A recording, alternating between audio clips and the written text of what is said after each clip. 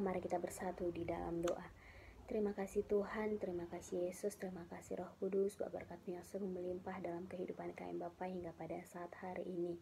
Tuhan Yesus yang baik, terima kasih untuk penjagaan-Mu satu malam ini sehingga kami dapat membuka mata kami dan memulai aktivitas kami pada pagi hari ini tanpa kekurangan suatu apapun.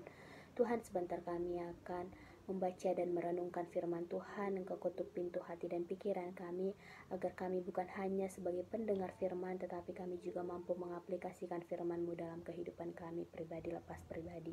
Inilah doa dan harapan kami Bapa, terpujilah nama-Mu sekarang, esok, sampai selama-lamanya. Amin.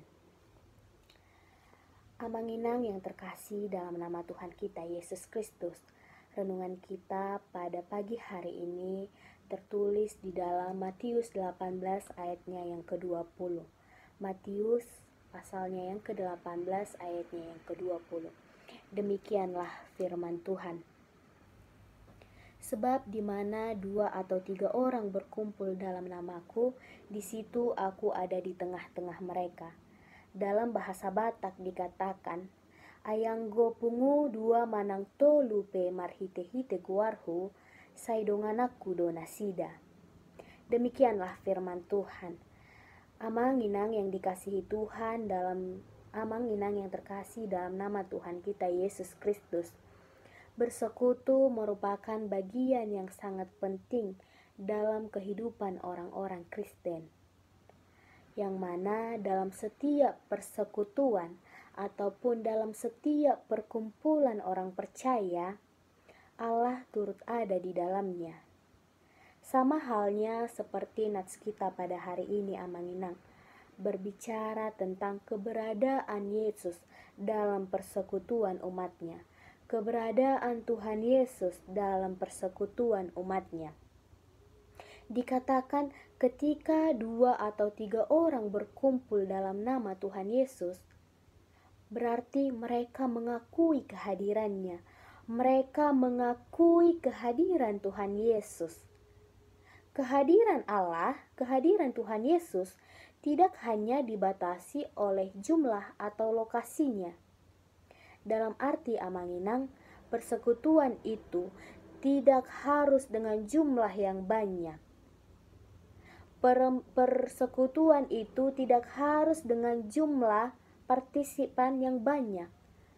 Namun yang dibutuhkan dari persekutuan itu ialah kualitas iman kita yang semakin dahsyat, kualitas iman kita yang semakin teguh kepada Tuhan. Itulah yang paling utama Amanginang.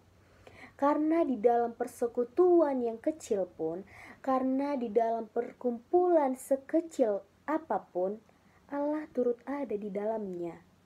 Dikatakan, di mana 2 atau 3 orang berkumpul di dalam namaku, aku ada di tengah-tengah mereka.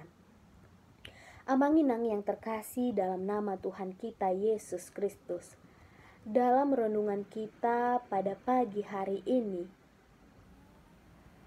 konteksnya ialah menegur atau memberi koreksi kepada saudara ataupun orang-orang yang berbuat dosa ataupun salah kepada kita.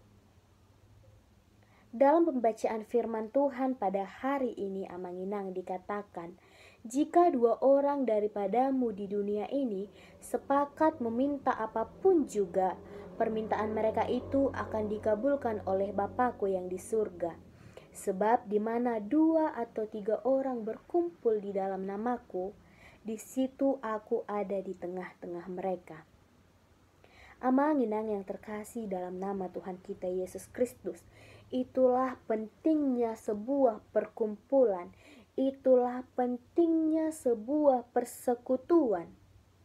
Bukan hanya sekedar persekutuan atau berkumpul merayakan sukacita saja, namun juga berkumpul agar setiap orang yang beriman yang jatuh ke dalam dosa juga menjadi bagian dalam doa kita, agar Tuhan Yesus menolong dan bekerja lewat doa-doa kita. Amanginang yang terkasih dalam nama Tuhan kita Yesus Kristus, demikian juga firman Tuhan pada hari ini Amanginang sangat relevan dalam kehidupan kita. Persekutuan kita ini akan menjadi indah.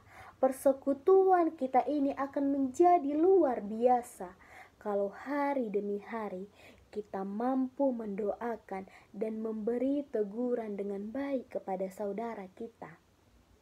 Apabila ada saudara kita yang berbuat salah terhadap kita, atau apabila ada saudara kita yang mengecewakan hati kita, apa yang harus kita lakukan sebagai kita umat percaya sehingga kita mampu memberi teguran kepada dia tanpa harus menyakiti hatinya?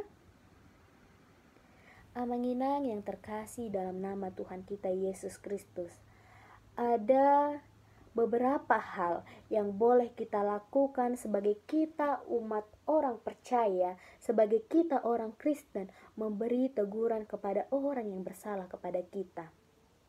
Yang pertama ialah kita harus dengan benar-benar dengan kerendahan hati untuk menegur saudara kita tersebut.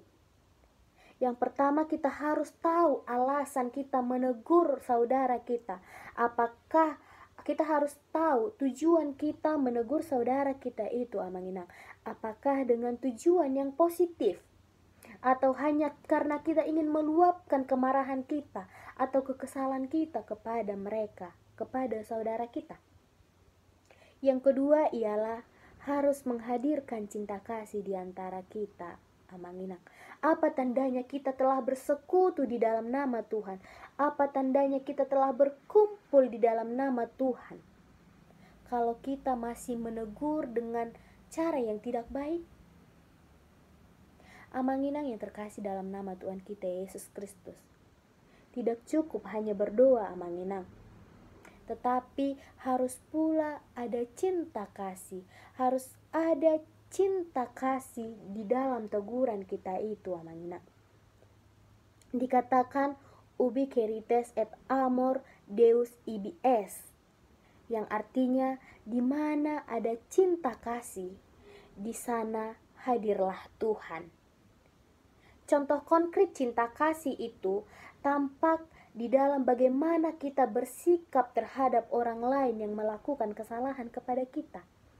Cinta kasih itu tidak mengizinkan kita untuk menggosipkan atau membicarakan kejelekan orang lain di belakangnya, Amanginang. Tetapi cinta kasih itu mendorong kita untuk mengajaknya berbicara dari hati ke hati, entah itu empat mata atau bersama dengan orang-orang lain yang dekat kepada kita. Tetapi Amanginang yang terkasih dalam nama Tuhan Yesus Kristus, doa itu menjadi penting karena kebiasaan kita berdoa bersama dalam setiap perkumpulan kita. Diharapkan semakin meneguhkan perkumpulan kita sebagai persekutuan cinta kasih. Karena itu Amanginang, seringlah berkumpul di dalam nama Yesus agar hidup kita semakin diperbaharuinya. Amin. Kasih karunia dari Tuhan Yesus Kristus serta kasih setia Allah Bapa dan persekutuan Roh Kudus memberkati dan menyertai kamu sekalian hari ini, esok, dan sampai selama-lamanya. Amin.